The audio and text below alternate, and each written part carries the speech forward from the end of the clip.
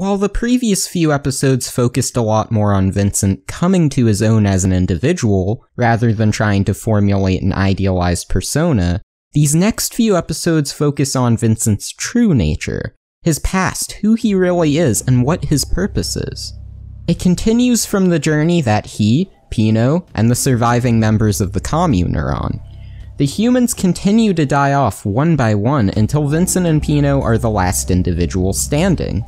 Vincent is down on his luck, he's lonely, he's out of food, and he can't bring himself to find company in an auto-rave. They stop their traversing after encountering a light up ahead, and meet this group of soldiers fighting a seemingly endless battle. Introducing the people of Kairos. Considering Vincent feels all alone, he may be thinking that these individuals will provide him the company that he's been longing for. However, this is not the case. Once Vincent and Pino arrive, sure, Vincent is given some of their rations to eat, but these soldiers, they aren't particularly endearing. In fact, I'll be honest, they have a bit of a one-track mind and they're rather selfish. One of the earliest things they think of is how Vincent can be used for their own personal gain.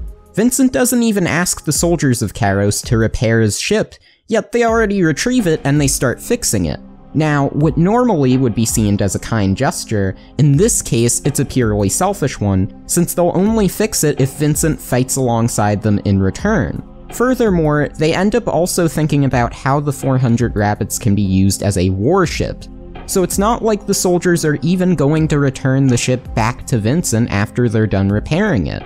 They also expect Vincent or Pino not to question anything, and instead do what they're told in spite of Vincent just getting hoodwinked into fighting a war that both Pino and him know nothing about. Vincent's expected to do this purely on the fact that the people of Kairos are human and they're fighting auto-raves. If anything, I see that as the captain guilt-tripping Vincent into trying to help them. All they're told is that this is a battle to protect the Womb-Sis, the main source of human reproduction against the Osirans, auto-raves who have now gained self-awareness via the Cogito virus.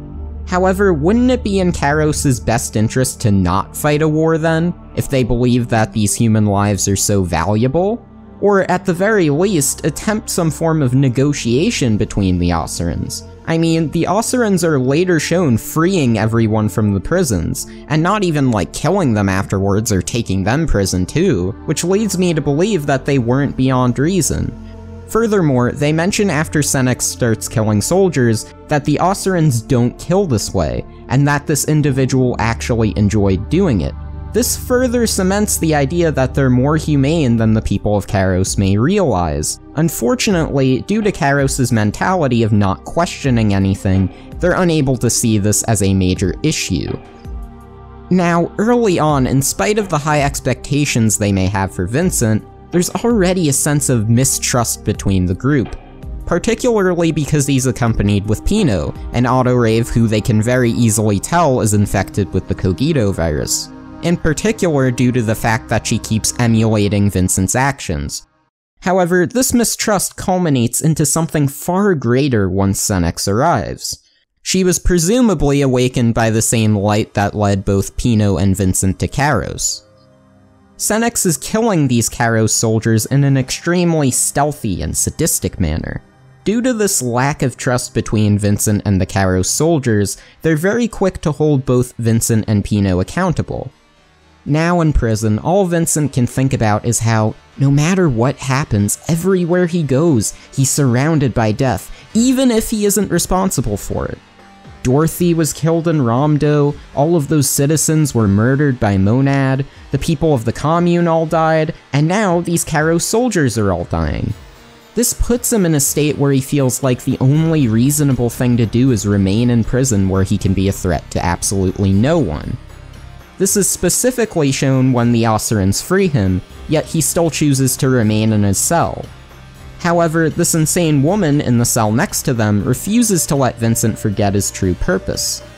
The insane woman I'm referring to is being possessed by Senex to say all of these cryptic messages about the moonlight and the awakening. Hooty had mentioned a few episodes prior that proxies have the ability to possess people, and this is the first time we see this in action. Now, a lot of what I find interesting about this episode is similar to what I found interesting in episode 1, in that it utilizes a lot of simple, repetitive imagery and sounds, all in the purpose of building tension and a strong sense of tone. Heavy emphasis is placed on the moonlight, in particular with references to the light that awakens Senex, shots of the moonlight, as well as the moon phase symbol being present in the Caro space. In this particular instance, moonlight being a strong symbol for transformation. Think werewolf mythology. Unlike in the first episode where it was Proxy 1 trying to remind Vincent of his true nature, in this case it's Senex reminding Vincent of his Proxy identity. This poem builds up until Senex crashes the helicopter into the prison, causing a great fire to burst out, and with that destruction comes Ergo. He easily kills Senex and passes out. In a timely manner arrives Koskis, and next to the carcass of Senex are a bunch of playing cards, presumably the same ones the soldiers were playing with upstairs. Now, the playing cards were used consistently as a metaphor for the soldiers, in reference to Alice in Wonderland, where they were following a mad ruler without question. Now that the cards are on the ground, it symbolizes a couple of things. Firstly, that the soldiers are dead. Secondly, Koskis picks up a card and it's revealed to be the Joker.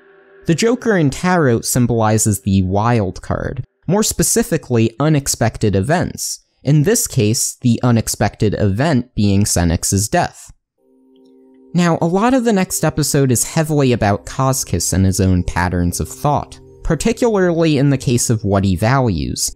He places utmost importance on the idea of having a purpose, having this reason to be.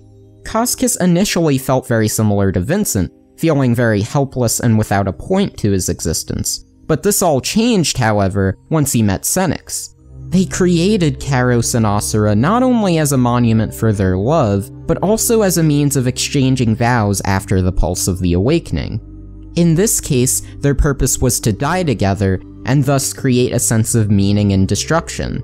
Since Koskis can already relate to the plight of Vincent, he then believes Ergo's reason for coming here is to replace Senex in this plan, once again fulfilling Koskis' own sense of purpose.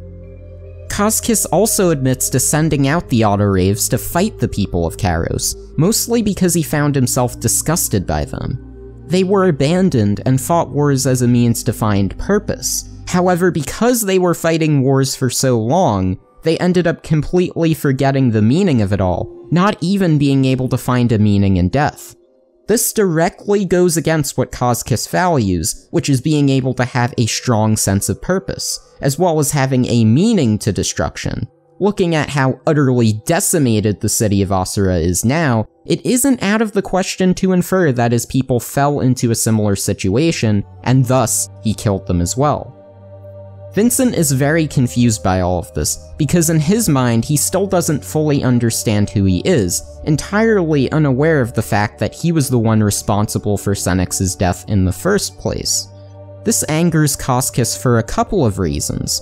A big one being that since Vincent erased his memories and lost Monad from it, he now has lost his sense of self, and therefore lost his sense of purpose. Because if you have no actual personality, no memories, no nothing, then who are you?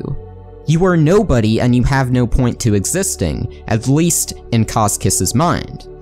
But because this is the case, because Vincent erased his memories, because he's unaware of his own true identity, Koskis cannot bring himself to see Vincent as a replacement for Senex. Instead, what Koskis sees is his plans being completely shattered at the seams, and he holds Vincent responsible for shattering these plans. In a lot of ways, Koskis had his doubts about Vincent from the beginning, and as the episode goes on, he starts becoming more and more destructive, as well as having a harder time holding in that anger. Early on, we see Koskis break the wine glass, but by the end of the episode, he's destroying entire rooms. This leads me to believe that he was always a bit angry at Vincent killing Senex, but was willing to give Vincent the benefit of doubt under the assumption that he would still maintain a sense of purpose, even if his original plans with Senex were now foiled.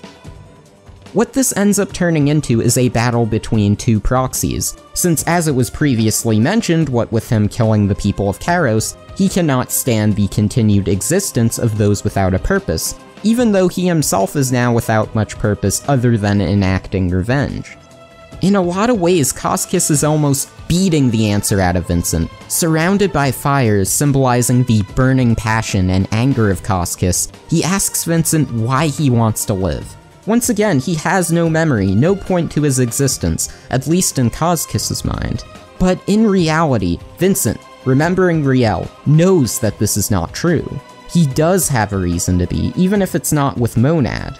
He impales Koskis, and his mask comes off. With that, his true identity is revealed. Who is Vincent Law? Ergo Proxy, the proxy of death. Koskis then passes on, consumed by his own passions, but finally reunited with Senex, as well as getting Vincent to admit his own true identity. Before Koskis does that, however, he leaves Vincent with a few final words, utilizing the darkness and light motifs from earlier, saying that those who wander in the darkness seek the light, but when they do, it burns them. In this case, the quote is continuing a common question the show asks. If you find the truth, will you necessarily be willing to accept the results? In this case, the questions are being applied to Vincent, as he is now forced to handle the truth of who he really is. What starts to comfort Vincent more and keep him going is Pino, who, as of this whole episode, didn't really trust Koskis, hiding from him and running off to the 400 rabbits.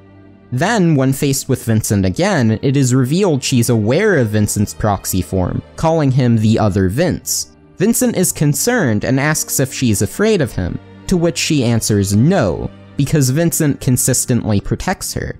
This shows great development in Vincent and Pino's relationship, because one of the major things Vincent was looking for on this journey were human connections. He couldn't really find them, since anyone he had traveled with ended up dying, or were like the people of Karos and had ideas that were just so hard to connect with. He was always so unwilling to accept the fact that he cared more about an autorave than a person, but by the end of this arc, he is able to take Pino's own ideas into consideration and take these feelings as genuine ones.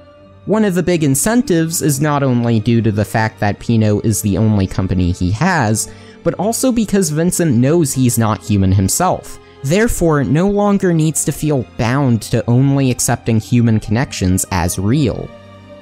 What I think these episodes really excel at are the strong developments of Vincent, as well as giving him a first real encounter with the proxy. Before meeting Koskis, all the proxies he met after erasing his memory had either gone entirely insane, like Monad and Senex, or were only sending him cryptic messages he couldn't understand at the time, such as the case with Proxy 1. Koskis in a lot of ways was the perfect proxy for Vincent to meet, since he had still retained this more human-like identity, being able to communicate his ideas in a clear manner. Koskis' strong values in regards to having a purpose gave Vincent a means to remember his own purpose, and to stay focused, rather than get stuck in all the death he had been surrounded by. That being said, there's still a lot Vincent has yet to find out for himself, and still a lot he needs to accept. After all, sure he knows his true identity, but he still doesn't know how that came to be. Thus, he continues toward Mosque. Thank you for watching. Special thanks once again to the Gray Spectrum Anal and Ergo Proxy Wikia. They really help make this analysis a lot more complete, and I really couldn't have done it without them. Now, I know I said this part was going to be covering Daedalus and the like, but I feel like that information is better off being placed in a later part, since I feel like it's tied together to a very different idea. So next time, I'll try covering some of that idea.